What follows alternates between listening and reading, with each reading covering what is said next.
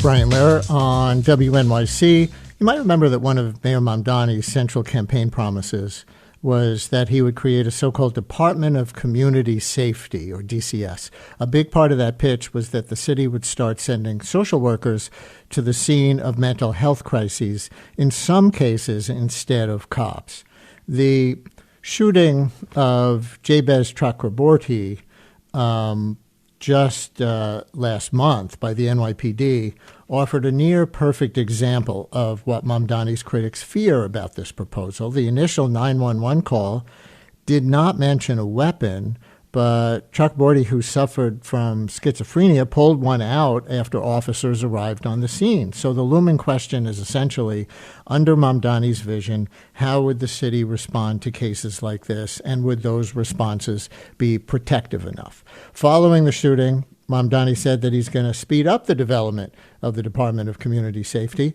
The mayor has historically taken a pretty critical stance toward the NYPD. As you know, not that long ago, he advocated for defunding and all of that, but he has since walked back those positions in a big way. Remember, in November, he even decided to keep the police commissioner, Jessica Tisch, who was an Eric Adams appointee. So he's definitely responding to the fact that New Yorkers do see public safety as a major concern, and he has expressed a strong desire to build a positive relationship with Tisch and the department. So now that he's ramping up efforts to build the Department of Community Safety, in addition, that relationship is going to be put to the test in some specific ways. So far, the specific vision, however, for what the DCS is, remains fairly murky. So joining us now to unpack Mamdani's evolving approach to public safety is Annie McDonough, City Hall reporter at City and State. Hi, Annie. Thanks for coming on for this.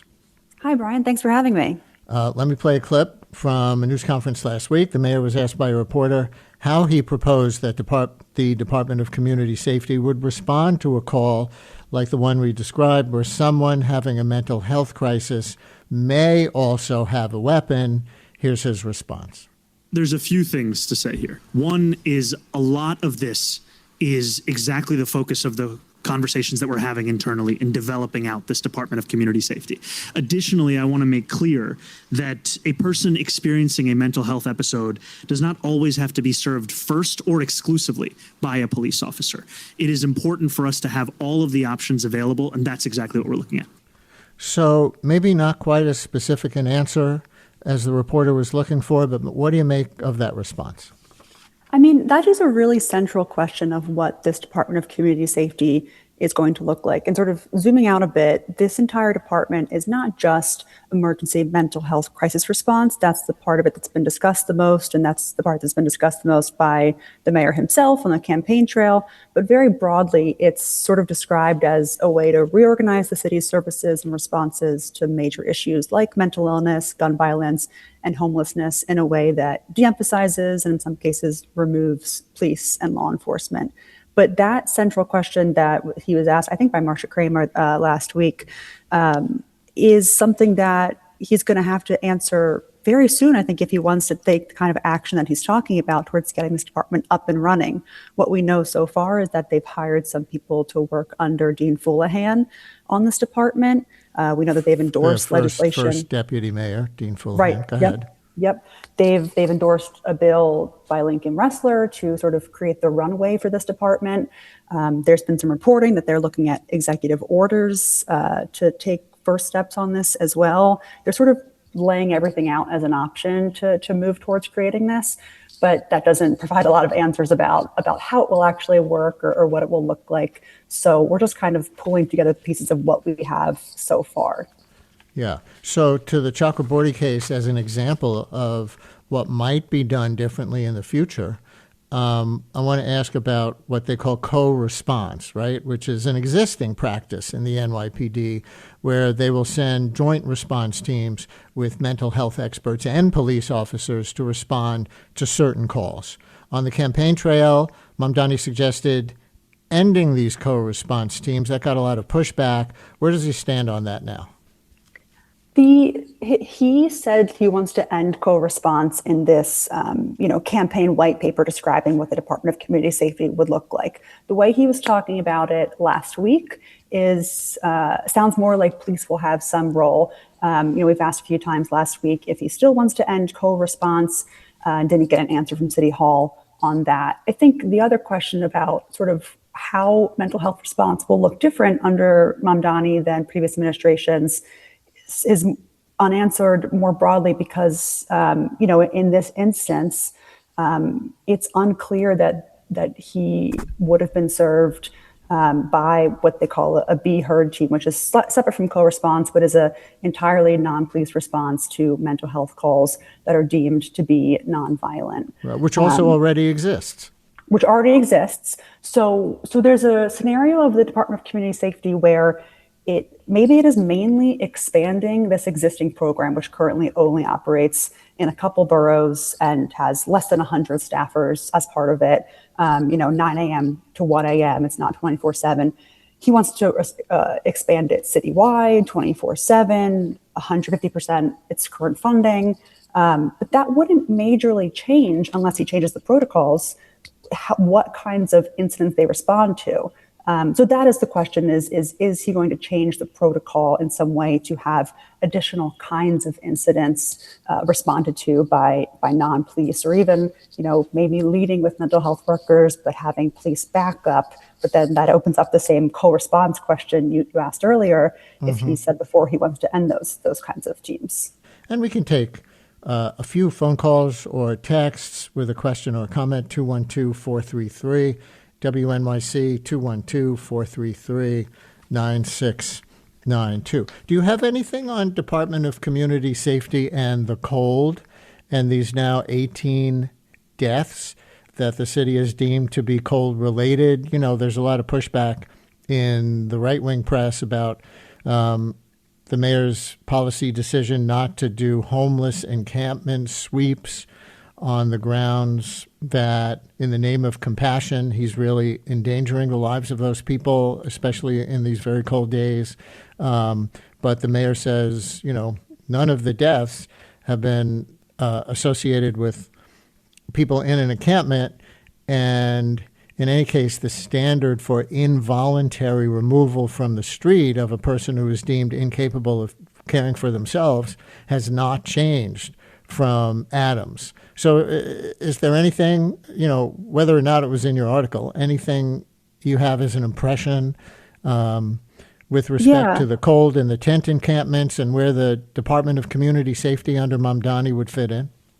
I mean, this is, again, an unsatisfying answer, but the detail for how it might change under Department of Community Safety just isn't really there yet. But if you look at what's in this campaign white paper, which I'll note was sort of the brainchild of Mamdani's close advisor and now Chief of Staff, L. Biscard Church, a sort of under-discussed part of it is that it does talk about homeless outreach and having teams even in the subway doing that outreach, which maybe clashes with some of the state's work.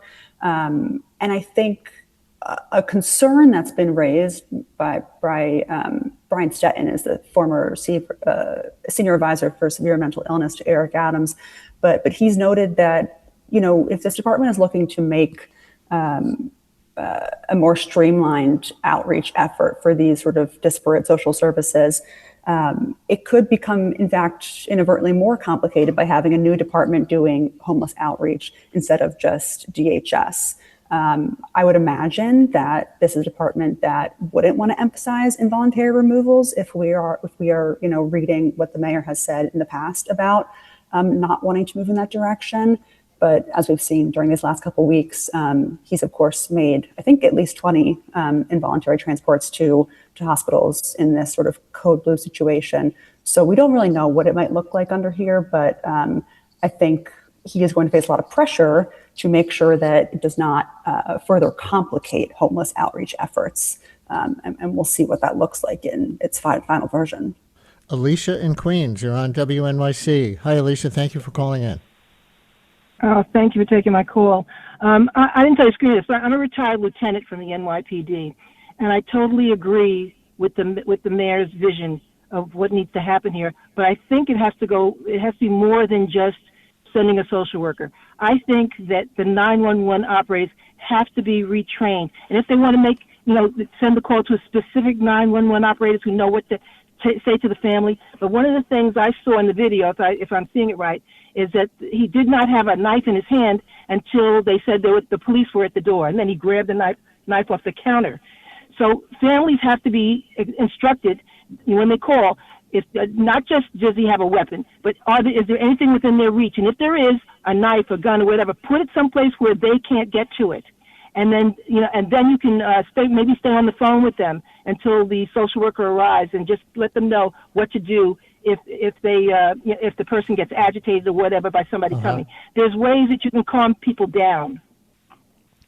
Really interesting. Alicia, thank you very much. And important, has the mayor, to your knowledge, Annie or anyone else involved in, creating the Department of Community Safety, talked about further training for the 911 operators?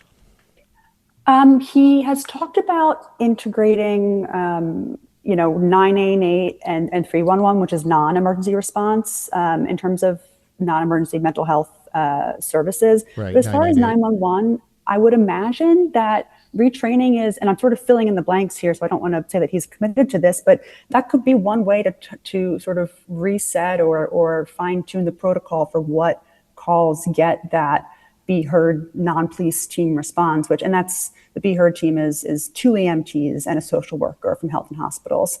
But I would imagine that will be part of it. I don't know what that would look like in detail exactly, though. And I think this leads us, especially one thing from Alicia's call, that Chuck Birdie was not known to be having a weapon until the police arrived, and then he took a knife, I guess, from the kitchen. This leads us to the question that I think Mike in Flatbush has. Mike, you're on WNYC. Hello. Hello, Brian. Thank you for taking my call. Yeah, I instead of putting it on the family member, it would be great if you could make the scene as safe as possible, but in terms of policy, I don't know that the Marsha Kramers of the world understand how triggering it is and escalating it is to have the mere presence of police on the scene. And I think that's the whole point of sending social workers who are trained and have options and have some sort of training in terms of if things start to, if they get violent. Yes. It's not an all or nothing situation, but I think that, people have to rethink what their neighbors feel, what comes up when they see police.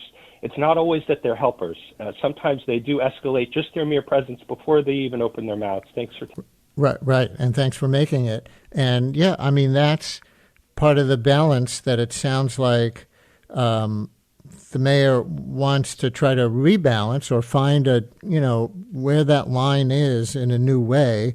When is the deployment of police to a mental health crisis protective? And when does it actually make the situation more dangerous? Right. And that kind of sort of zooming out gets to the central pitch, which there is a good amount of agreement, it seems, even if there's a question of how.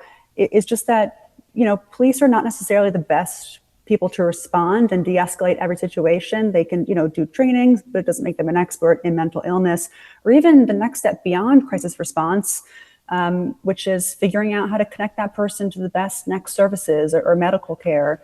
Some of the data from the Be Heard program, which is very limited, but there was a independent budget office report out last week that showed that Be Heard teams spend something like 15 minutes longer on the scene than the traditional 911 and ambulance response to a mental health call. Obviously, we don't know what's happening there, but you could infer potentially that there's more sort of discussion and back and forth, and one would hope connection to the right services.